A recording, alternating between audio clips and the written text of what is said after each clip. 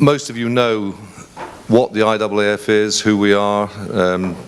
Some of you perhaps don't quite so well, so I'm going to give you a little basic information. The IAAF was created in 1912, and it is now comprised of 6 area associations, of which the European Association, and we have 213 member federations around the world. Most of these are facing the same questions as you are in relation to road races, and most of their road races are facing the same questions and in some cases problems with their federations. How does the IWF structure work? If we look at it as a pyramid, the IAAF is at the top of the pyramid and basically controls elite competition at the highest world level. The IAAF is a democratic organization. Our highest body is the annual Congress, four yearly Congress, which elects the members. One country, one vote. The areas are responsible for all operations within the continental areas, and the national member federations then handle the sport at a national level. The IWF missed the boat. I think I can say this, and I think many federations missed the boat so far as road running is concerned. We had a brilliant president in Primo Nebbiolo, and one of the rare things that he missed out on was the fact that there was this fantastic growth potential in road running. This wasn't serious, it didn't take place in a stadium, and consequently it was put aside. We tried to catch up with this by introducing the World Half Marathon Championships in 1992. We've, since 1994, agreed to work very closely together with AIMS, which is the International Association of Marathons and Distance Races, on matters of course measurement, and we jointly appoint measures. In 2003, the IWF Congress approved the introduction of official world records for road races. Previously, we didn't have a world record on the road, we had world bests. In 2006, we published a list of qualifying marathons. Before, a qualifying performance could be achieved at any marathon. And now we have requirements insofar as measurement are concerned, and separation, and also whether the race has a downhill gradient. Also in 2006, a special working group was set up to advise the IAAF on road running matters. And this body includes London Marathon, New York Marathon, senior members of AIMS, including our friend Paco Borrell, who is sitting here as the Vice President, the General Secretary and President of AIMS, and IWF Council members, and other experienced people. This led, as I said, to the creation of the Commission, and in 2008 to the introduction of the IWF Road Race label. So why would we have an IWF Road Race label? The point I'll come back to later, but basically the IWF previously had a permit system for road races, similar to the permit system for in-stadium competitions, and this was a total flop. Races did not consider that they needed to have a permit. This was not an enforceable requirement, and consequently it just didn't work. The IWF labels are a totally different approach. We recognize through the label and reward by giving the label leading international road races. This encourages organizers to aspire to excellence. This creates a dialogue with the race organizers, which was previously lacking. It helps identify ways in which we can work together for the benefit of all parties. It promotes road running among the athletics community, and it promotes the IAAF and athletics to the road running community. And these are very important points. I think a few years ago, and this is maybe not true in Europe, but there are countries in the world they couldn't tell you whether there were road races taking place in their country. They had no control over them whatsoever. And in many countries also, people taking part in road races know very little about athletics. What we as the IAAF and possibly the IAA also would consider mainstream athletics. In other words, stadium athletics. So the basic principles of the label. Races obviously have to apply, and we ask that the race organisers apply. The applications are sent to the IAAF and to the member federation at the same time. In other words, the race organiser completes the application, sends a copy to me, and sends a copy to his member federation, who have to countersign it. We do not make a charge for the road race label. This has been a bone of contention. This has been raised by Nick. In the past, and sometimes today still, federations have a tendency to see races as cash cows, to be milked dry. The races have, in 99% of cases around the world, been set up by entrepreneurs who have taken their time, they've risked their money, they have had, in few cases, support from their member federations, and then someone in a blazer is going to come and knock on the door and say, you have to give us lots of money. Why? This is a fundamental question. Member federations may not charge any fee for signing the application. And let me stress that this is totally independent of any national permit requirements. The member federation should inform the IAAF of the reason it has not countersigned an application. And I tend to see my role as a facilitator between the federations and the races. In other words, if there is a problem, I will sit in the middle and discuss it and try to resolve it. And so far this has worked reasonably well.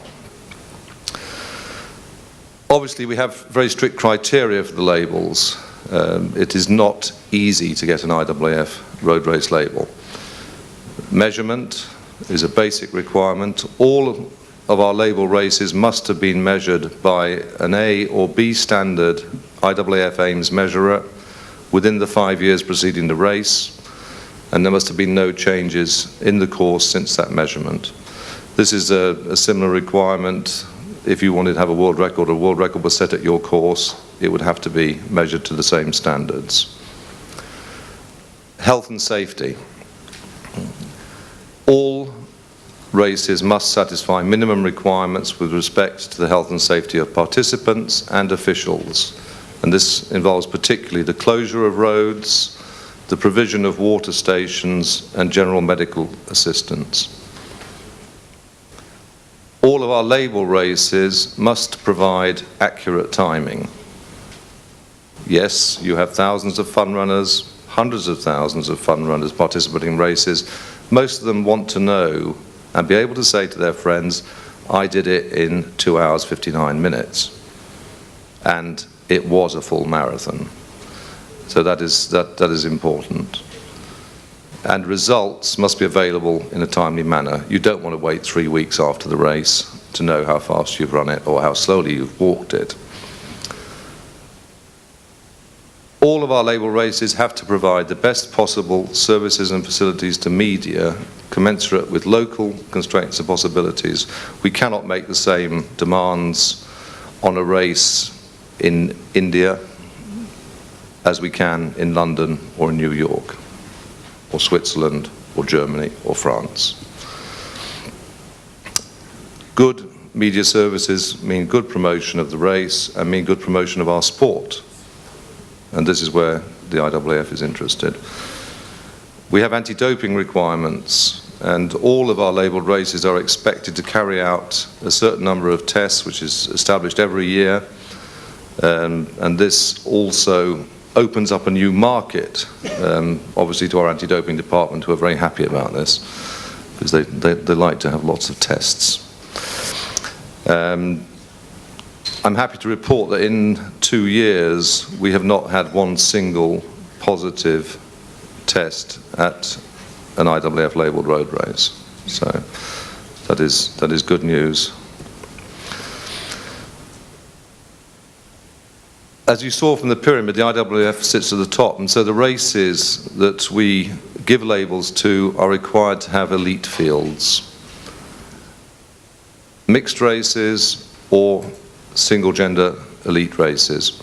We require 5 athletes at the given elite level to give a label, be it gold, silver or bronze. We allow a 3-year period for the performances because we're talking about marathons, road races, we're not talking about 100 meters. An exception is made for single-gender elite races where only one gender obviously is required. But we're also about diversity. We are international. We are the world governing body. We require at least 5 different nationalities to be represented at that given level. And that is a tough, particularly tough task, particularly at the gold label level, which we're actually making a little easier, and I'll talk more about that later. We want to require diversity. The tendency in Europe and around the world has been to say, right, we're going to have a very fast race, so how many Kenyans do we need? Or Ethiopians, or both. Which is great. You may get a fast race, but you're in danger of killing the goose that lays the golden eggs as well. We need to see diversity, which is why we've said, okay, fine, we need a minimum of 5 different nationalities represented at the elite level. It's been said that this is too difficult. So as of next year, we're introducing the principle that anybody who has competed and finished in the top 20 at the IAAF World Championships Marathon, the Olympic Marathon, or the IWF World Half Marathon races will be considered gold level athlete.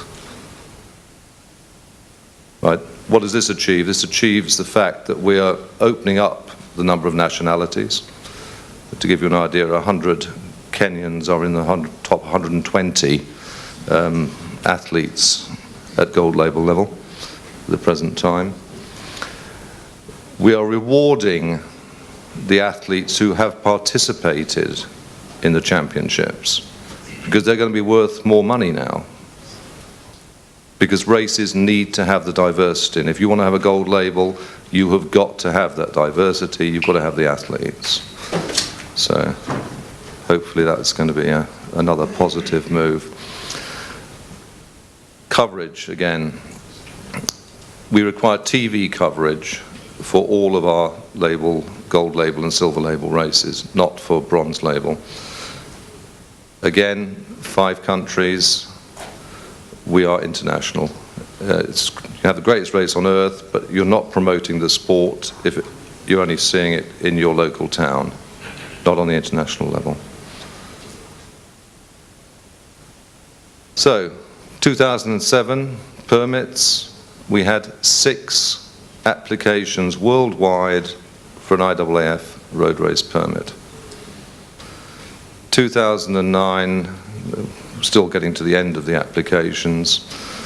We've had 60 applications so far, of which 22 are going to be gold label, 23 will get a silver label, and a smaller level number will get a bronze label.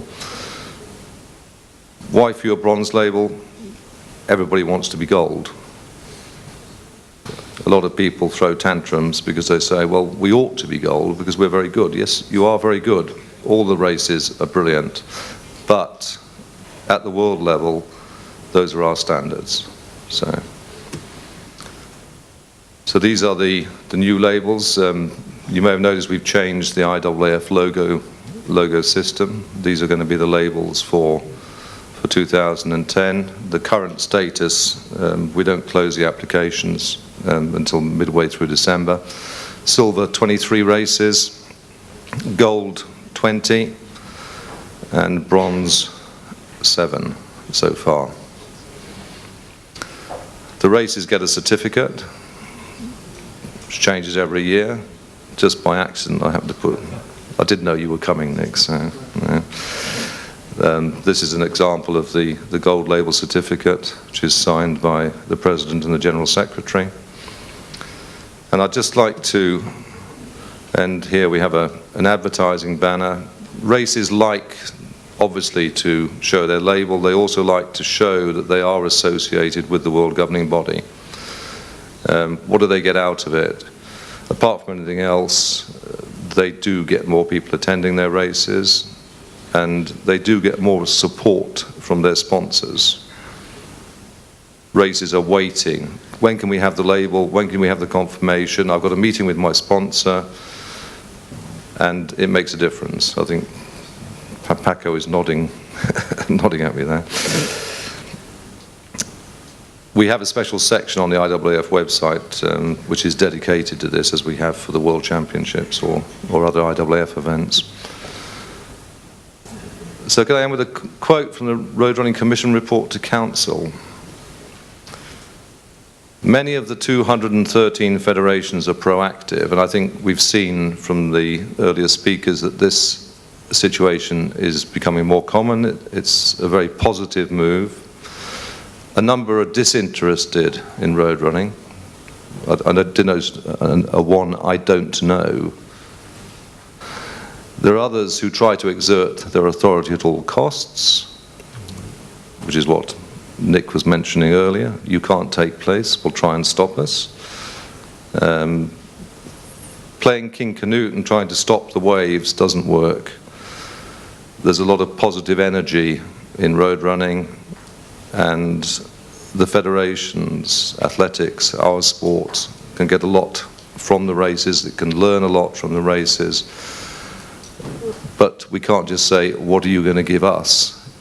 How can we work with you, the races? How can we federations talk to the races and find a common ground? There has to be a quid pro quo for any fees that are charged. You may be providing officials, you may be providing expertise. The races are providing you with a platform which you can use, and they're normally happy for you to use. They're organising kids programs. Certainly in the UK, there are some massive children's programs being organised by a number of race organisers. Federations and races should try to work together in harmony. I think this is the sense of what we're all about. This title, A Running Dialogue, sums it all up. This is what we need. We need dialogue. The IWF label system is an attempt to introduce that dialogue at the world level, and I hope that this will come through down to all of you and your races. Thank you.